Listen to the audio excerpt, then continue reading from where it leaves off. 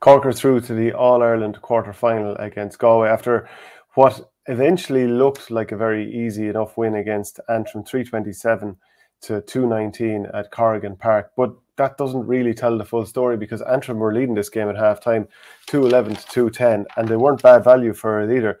They'd started off the game quite poorly. Dara Fitzgibbon had scored a goal, and Conor Lahan had hit a penalty within 8 minutes. And if you were to be told beforehand that that would be the case and that Cork wouldn't have run away with this game, you'd be quite surprised. But it says a lot about the resilience of the Saffrons that, in between those, they'd scored a goal through James McNaughton, who was very good overall.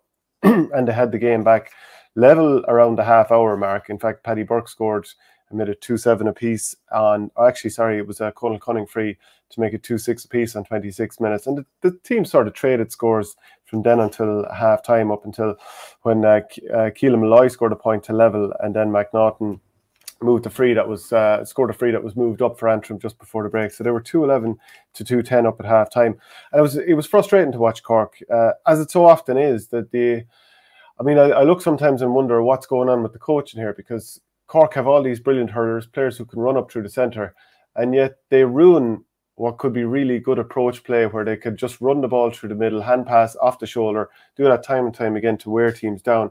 Instead, they get the ball and they do stick passes into trouble constantly. So they'll be running up through the centre instead of a handy little hand pass, which should have like a 99% retention rate. They do these stick passes, which a player has to stop up for, then turn back, maybe get planted with his shoulder, or else the ball doesn't get there in the first place.